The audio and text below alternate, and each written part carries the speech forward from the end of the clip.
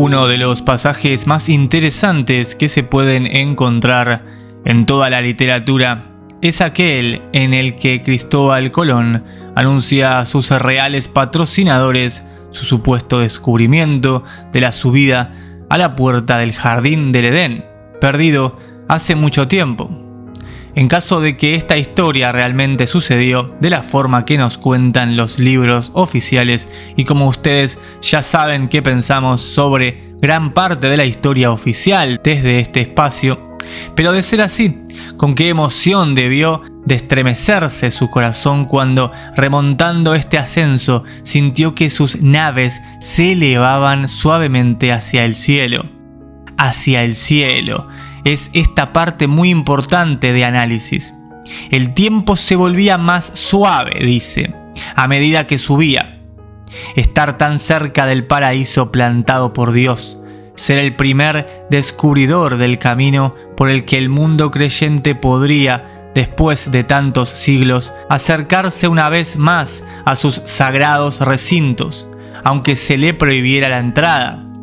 Qué exquisita experiencia debe de ser para el espíritu solitario de cualquier gran explorador. Se encuentra en el Golfo de Paria, al norte o noroeste de la desembocadura del Orinoco. En su leal epístola a Fernando e Isabel, así escribe: las sagradas escrituras registran que nuestro Señor hizo el paraíso terrenal y plantó en él el árbol de la vida. Y de él brota una fuente de la que nacen los 4 ríos principales del mundo, a saber, Ganges en la India, el Tigris, el Éufrates y el Nilo. Canal de YouTube Nos Confunde. No han encontrado nunca ningún relato de los romanos o de los griegos que fijen de manera positiva o certera el lugar del paraíso terrestre. Ni tampoco se ha visto en ningún mapa oficial a partir de fuentes auténticas. Desde nuestro humilde espacio lo ubicamos en Hiperbórea, el gran centro entre los continentes conocidos con su gran portal hacia Asgard. Algunos incluso situaron el supuesto Edén en Etiopía, en las fuentes del Nilo, pero otros, recorriendo todos estos países, no encontraron que ni la temperatura ni la altitud del sol se correspondieran con sus ideas al respecto. Tampoco parecía que las desbordantes aguas del diluvio hubieran estado allí. Canal de YouTube Nos Algunos Confunde. incluso pretendieron aducir argumentos para establecer que estaba en las Islas Afortunadas, ahora llamadas Canarias. San Isidoro, Beda y Estrabón, y el maestro de la historia escolástica con San Ambrosio y Escoto. Y todos los teólogos eruditos están de acuerdo en que el paraíso terrenal está en Oriente.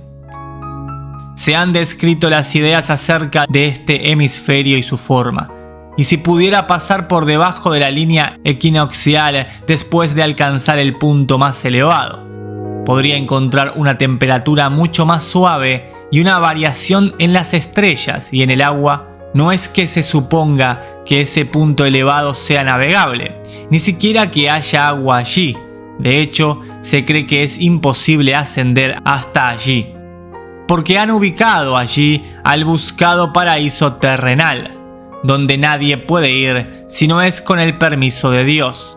Pero esta tierra que vuestras altezas me han enviado ahora a explorar es muy extensa, y creo que hay muchos otros países en el sur de los que el mundo nunca ha tenido conocimiento.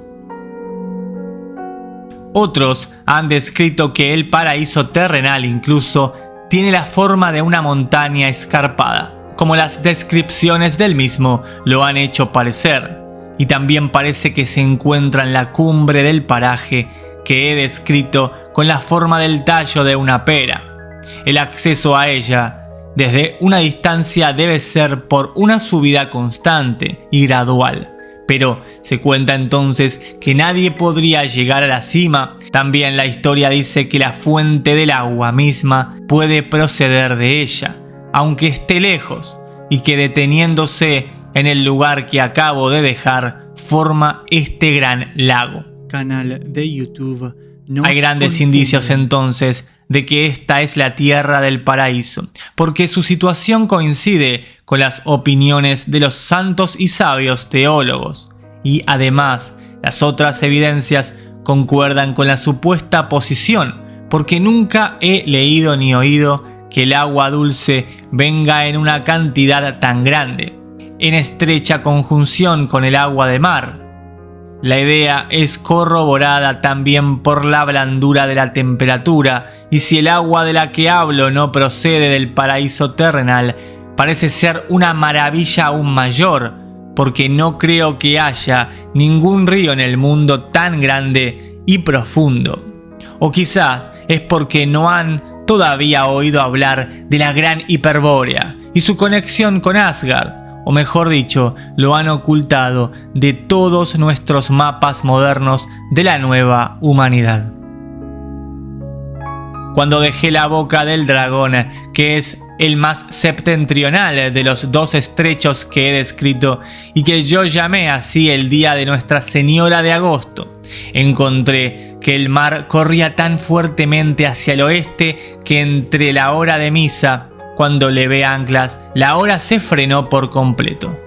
Hice 65 leguas de 4 millas cada una, y no solo el viento no era violento, sino por el contrario muy suave, lo que me confirmó en la conclusión de que al navegar hacia el sur hay un continuo ascenso, mientras que hay un descenso correspondiente hacia el norte.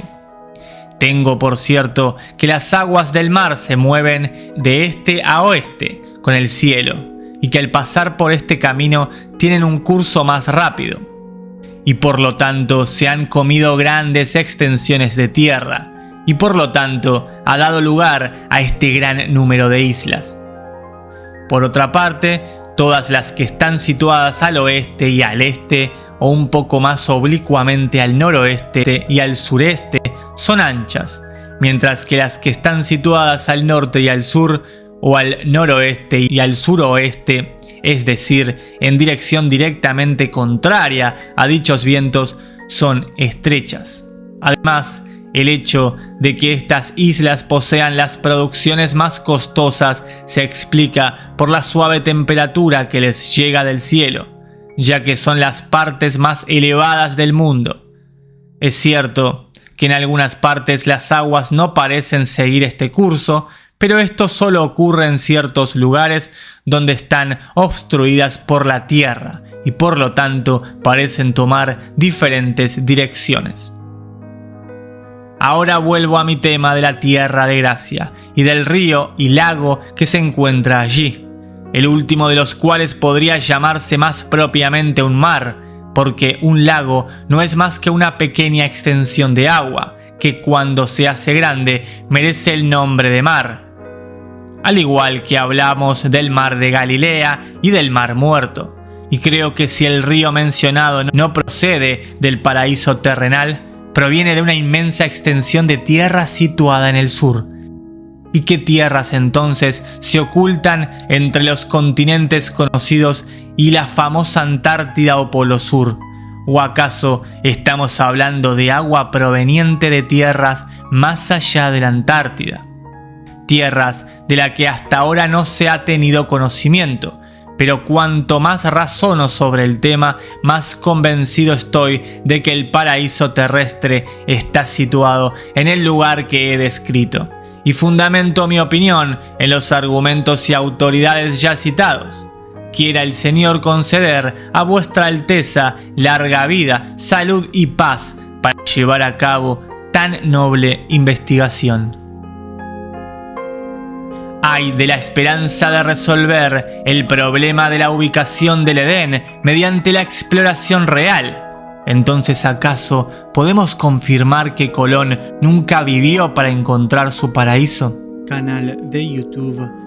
El mapa del mundo de Hereford, que data del siglo XIII, representa el lugar favorecido como una isla circular al este de la India y como separado del continente no solo por el mar, sino también por una muralla almenada con su única puerta al oeste, a través de la cual se suponía que habían sido expulsados nuestros primeros padres.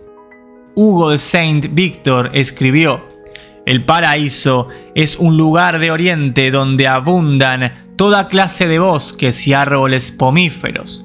Contiene el árbol de la vida. Allí no hay ni frío ni calor, sino una temperatura perpetuamente estable. Contiene una fuente que emana en 4 ríos. Gautier de Metz, en un poema escrito en el siglo XIII, describe el paraíso terrestre como situado en una región inaccesible de Asia, rodeado de llamas y custodiado en su única puerta por un ángel armado. En el año 1322, Sir John de Mandeville realizó su memorable peregrinación a Oriente.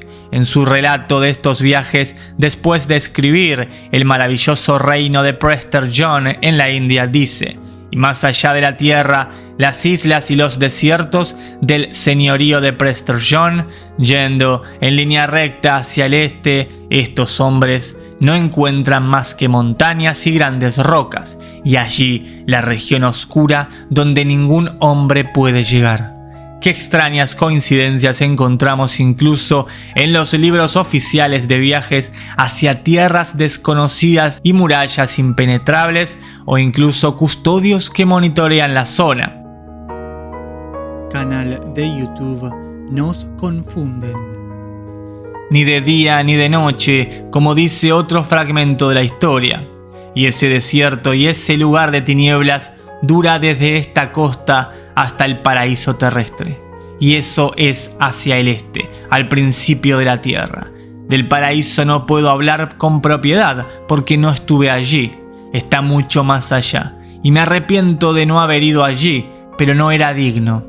Pero como he oído decir a los sabios más allá, os lo diré con buena voluntad. El paraíso terrenal, como dicen los sabios, es el lugar más alto de la tierra, y es tan alto que casi toca el círculo de la luna allí. Cuando la luna hace su giro, es tan alto que el diluvio de Noé no pudo llegar hasta él, pues habría cubierto toda la tierra del mundo por todas partes, por encima y por debajo, excepto el paraíso.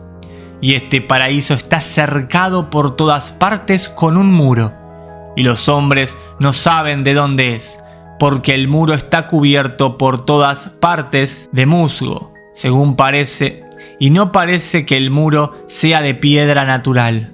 Y ese muro se extiende desde el sur hasta el norte, y no tiene más que una entrada, que está cerrada con fuego ardiente, de modo que ningún hombre mortal se atreve a entrar.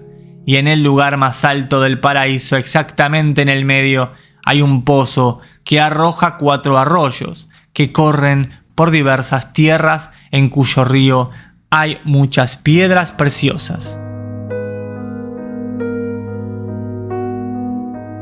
Canal de YouTube Nos Confunden.